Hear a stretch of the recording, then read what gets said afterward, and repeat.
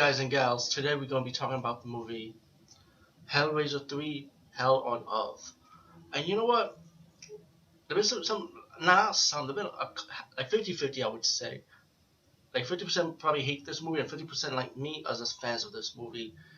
I like this movie. I never see nothing wrong with it. I mean, come on, you got Doug Bradley's Pinhead, same as before. Difference is his character's on Earth. He's on the real world now, and I like the Cenobites. They're all cool and shit. You know what I'm saying? Well, let's get to the point. You get the beginning of this movie, and by the way, this is actually another true sequel to Hellraiser. If you think about it, one, two, three, three followed two, which I didn't even know. It's been a while I saw this part, but I know I did enjoy it. And of course, part four and part six. But anyway, let's get to the point. The movie follows this guy. He went to like this art museum or something, and he saw the Pillar of Souls. If you saw the twist ending for Hellraiser 2, with the soul coming out, with the Pillar of Soul coming out of the bed, well, that's what he brought. So he brought that, and meanwhile, you get another story with this lady who's like a female reporter.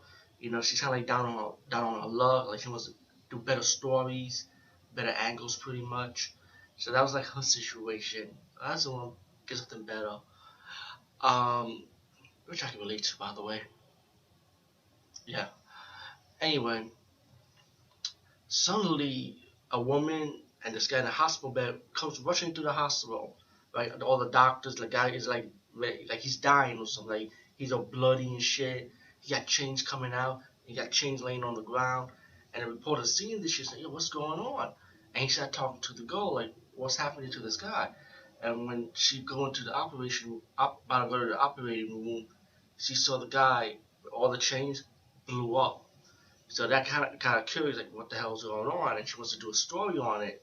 So she met up with the girl that she met in the hospital, have her stay with her, do some investigation about what's the situation about, and she realized it leads up to the guy from the beginning of this movie who brought the Pillar of Souls.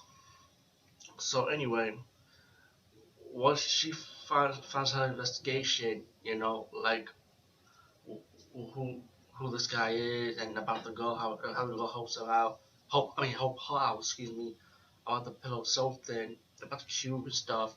It leads up to a story with Christy, right? If you saw like from the character from the first and second movie, it's just on a videotape with her, and that's the videotape with Christy talking about she saw demons from the box, so it gets really curious, and the girl who's staying with us showed her the box that the guy touched, that the guy took the box out the Pillar of Soul and the chains came out. That's how he got it. So as the movie progressed, you got the guy who brought the Pillar of Soul. He saw like a hole. He knew the cube was missing. He reached his hands in it. He got bit by a rat. Blood spilled on the Pillar of Soul. As the movie progressed, he met up with this girl in the club, started making out with her, and Pinhead finally woken up from his pillow. And then the girl started arguing when the guy in the club used her. Was like, "I don't want to get the hell out." So that's when Pinhead finally makes his move, get the chain, ate her flesh, and he came to life a little bit and tell the guy, he uses like his persuasive skills, excuse me, to talk to the guy like, "Hey, I can show you a world much more, help me out." And as I progress, now you got the girl who's living with the reporter, decided like, thank you, tells the reporter, "Oh, thank you for being nice," pretty much, for letting me stay, because the reporter wanted her to stay to get back on her feet, And then the guy, her boyfriend, who owns the club, who brought the Pillar of Soul, calls her, telling her, "You know what, come on over, I want to see you." The girl did not want to see him. So Pinhead had his powers, like using his mind, tricking her that the reporter didn't want her in the first place. So the girl ended up going to her ex-boyfriend's place in the club, because the boyfriend is going to use her to be another victim for Pinhead. And then this began backfired, and Pinhead started killing the guy from the club. And then Pinhead finally comes out of the Pillar of Soul, which means he's on Earth now, while you got the reporter who's having another vision that she steps into a reality world when she met the human Pinhead, the human version of himself. So the girl's in like in the world of limbo when the human Pinheads are telling her like, you know what, you have to stop Pinhead, you know, stop my, pretty much stop his demonic self from taking control of Earth, you know, with his Cenobites pretty much. So now the girl have to go to the club with the box and face Pinhead one on one, and Pinhead trying to get the box off the girl. The girl's on the run, with these Cenobites coming after her, and then when she needs to open the box to send Pinhead back to hell, send him back in the box pretty much. When you thought she won, Pinhead kind of played a mind game, sent her to the world of her vision when she was in flowers. She seen her dead father, and Pinhead kind of tricked her, you know, because it wasn't her father, it was really him, and he got the box.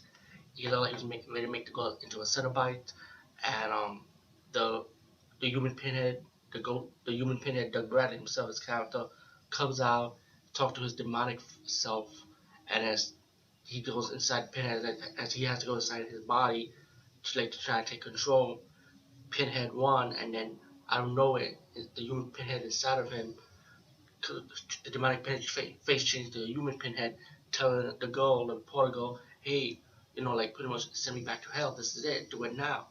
And you know, the girl trying to open the box, and the box transforms into the pyramid shape that she saw in Hellraiser 2, and she pretty much stabbed Pinhead, and pretty much Pinhead's gonna go back to hell. And also, when you see the end of the movie, like the tube in the cement, you see a whole building kind of like shaped like the cube, like the cube box, like the architect of the building, the walls of the building, the ceiling of the building, pretty much. And that's when you see that ending scene kind of builds up to Hellraiser 4 Bloodline. When you see Hellraiser 4 Bloodline, which will be my last review, my next review and my final review of this franchise, because I already reviewed this home market sequels first. So I'll talk more about that in the next segment. Anyway, peace, guys. See you later. And Hellraiser 3 Hell on Earth, still enjoyed it. Must see.